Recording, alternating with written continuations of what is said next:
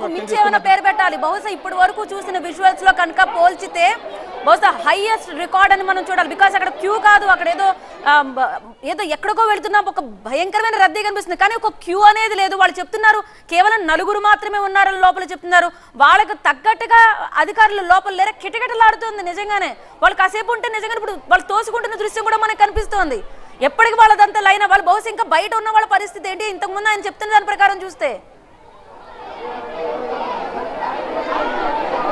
So ఇప్పుడు వీరు చెప్తున్న దాని ప్రకారం చూస్తే మరొక 40 నిమిషాల్లో పోలింగ్ ముగియబోతున్న నేపథ్యంలో ప్రస్తుతం మనం చూస్తున్నటువంటి క్యూ లైన్ మొత్తం కూడా మనం చాలా విజువల్స్లో క్లియర్గా చూడొచ్చు. దాదాపు 30 నిమిషాల్లో పోలింగ్ ముగుస్తుంది. ఇంకా రోడ్డు బయట వరకు కూడా క్యూ లైన్లలోనే ఓటర్లు వేచి చూస్తూ ఉన్నారు.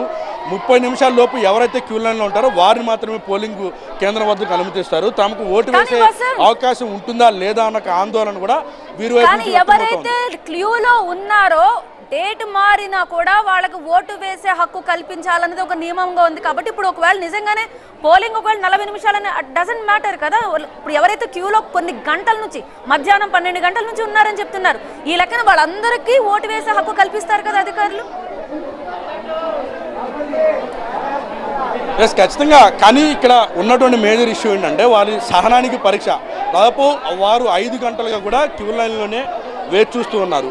ఎంతసేపని తాము ఎదురు చూపులు చూడమంటారంటూ కూడా వారంతో కూడా ఆగ్రహం వ్యక్తం చేస్తాం. మనం మహిళలను కూడా క్యూ లైన్లో చూస్తే దాదాపు 5 గంటల నుంచి క్యూ లైన్లోనే వేచి చూస్తున్నాం. తిండి తిప్పలు మానుకొని ఓటు వేసేందుకు వచ్చాం. అధికారులు మా పట్ల కనీసమైన కనికరం చూపట్లేదు, ఓటు వేసేందుకు కనీసమైన చర్యలు చేపట్టలేదు అంటూ కూడా అంత ఆగ్రహం. ఒకవైపు ఎండ, మరోవైపు ఉక్కపోత, మరోవైపు ఓటు వేయాలన్న ఆతృత, ఇవన్నీ వెరిసి పోలింగ్ కేంద్రం వద్దకు వస్తే సరైన చర్యలు లేని కారణంగా తాము ఎదురు చూపులు చూస్తున్నామని చెప్తున్నారు. కొంతమంది మహిళలు ఉన్నారు, వృద్ధులు కూడా ఉన్నారు. వారితో మాట్లాడే ప్రయత్నం కూడా చేద్దాం.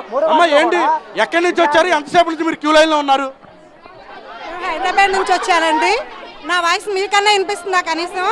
చూడండి, ఇక్కడ పడిపోయేటట్లున్నాం, కళ్ళు తిరిగేటట్లున్నాయి. మాకు వెనక నుంచి వచ్చేస్తున్నారు లైన్లోకి ముందు. అసలు పోలీసులు కూడా ఏం పట్టించుకోవట్లేదు.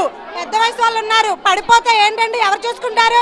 నీళ్లు ఉన్నాయి, ఇక్కడ ఉన్న ఫ్యాన్ ఉందా, చచ్చిపోయేటట్లున్నాం. చూసారు, ఇప్పుడు మనం చూడొచ్చు విజువల్స్లో కూడా ఎంత ఆగ్రహంతో మహిళలంతా కూడా ఉన్నారో మనకు చాలా క్లియర్గా కనిపిస్తోంది. దాదాపు 5 గంటలుగా కూడా తామంతా క్యూ లైన్ లో వేచి చూస్తున్నాం. అధికారులు 12 గంటల నుంచి ఇప్పటి వరకు అంటే దాదాపు 5-6 గంటల పాటు లైన్ లో ఉన్నారు. అయినా ఇప్పటికీ వారికి ఓటు వేసే అవకాశం దక్కలేదు. మెయిన్ రీజన్స్ ఏంటి ఇంత ఆలస్యం అవడానికి? అండ్ మోర్ ఓవర్ ఈసీ దీని గురించి స్పందించే అవకాశాలు ఉన్నాయా? సో ఎన్నికల కమిషన్ అబ్జర్వర్లను నియమించింది. ఓటింగ్ పర్సంటేజ్ పెంచేందుకు అవేర్నెస్ చేపట్టింది. ప్రజాస్వామ్యబద్ధంగా మీకు ఇచ్చినటువంటి ఓటు హక్కును వినియోగించుకోవాలని పిలుపునిచ్చినటువంటి నేపథ్యంలో దాదాపుగా దేశ విదేశాల్లో ఉన్న వారితో పాటు అనేక రాష్ట్రాల్లో వలసగా వెళ్ళినటువంటి వాళ్ళంతా కూడా ఓటు హక్కును వినియోగించుకునేందుకోసం పెద్ద సంఖ్యలో తరలి వచ్చారు. ఈ నేపథ్యంలోనే తాము ఓటు వేసేందుకు వచ్చిన క్రమంలో ఎన్నికల కమిషన్ ఇచ్చినటువంటి పిలుపు మేరకు తమ హక్కును వినియోగించుకునేందుకు వస్తున్న క్రమంలో సరైన చర్యలు చేపట్టలేదు అనేది ప్రధానంగా వీరంతా కూడా ఆరోపిస్తున్నారు. మనం పోలింగ్ సెంటర్లో కూడా చూపించే ప్రయత్నం కూడా చేద్దాం. దాదాపుగా 5-6 గంటల నుంచి వారంతా కూడా ఓటు వేసేందుకు ఎదురు చూస్తున్నారు. పెద్ద సంఖ్యలో ఓటర్లు తరలి వచ్చారు. అయినప్పటికీ కూడా సరైన చర్యలు చేపట్టడంలో ఇటు ఎన్నికల కమిషన్ విఫలమైంది.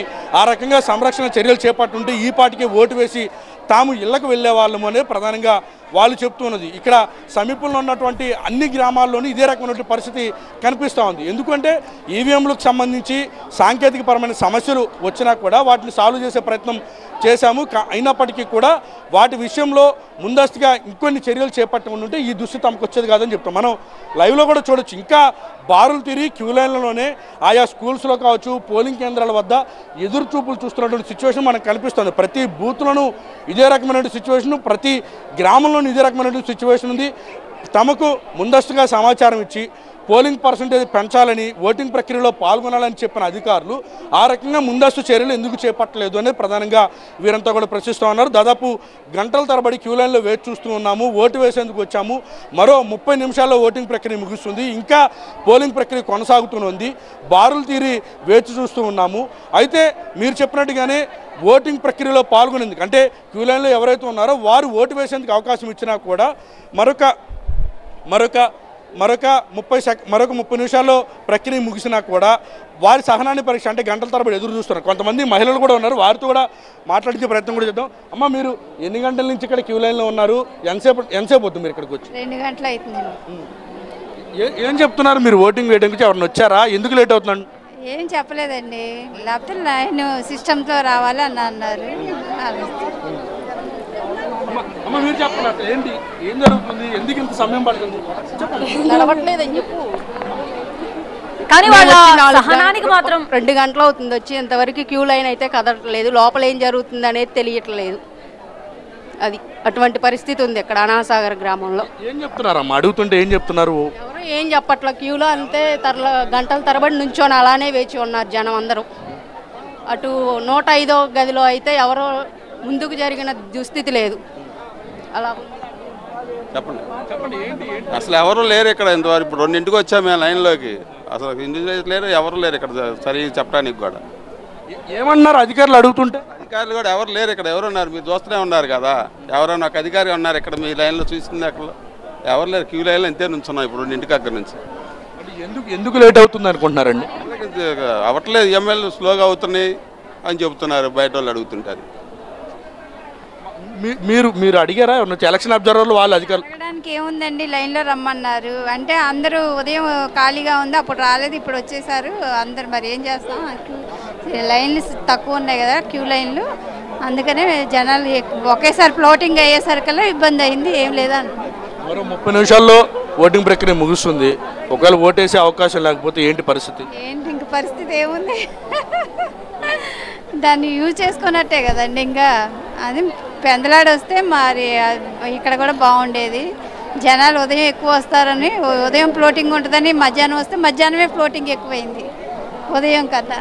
ఉదయం కూడా ఫ్లోటింగ్ అలాగే ఉంది కదా? మీరు నుంచి అలానే ఉందంట అండి, 2 నుంచి అలానే ఉందంట. మేము 3 అయింది వచ్చేసరికల్లా, ఇంతవరకు అవ్వలేదు, ఏమి వెయిట్ చేస్తున్నాం.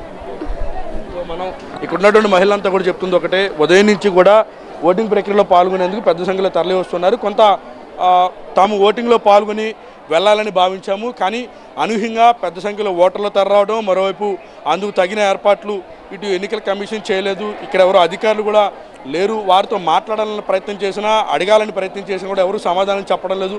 తాము ఓటు వేయాలని వచ్చిన పాపానికి ఇన్ని ఇబ్బందులు పడుతున్నామంటూ కూడా ఇక్కడ ఉన్నటువంటి మహిళలంతా కూడా ఆగ్రహం వ్యక్తం చేస్తున్నారు. దాదాపు 5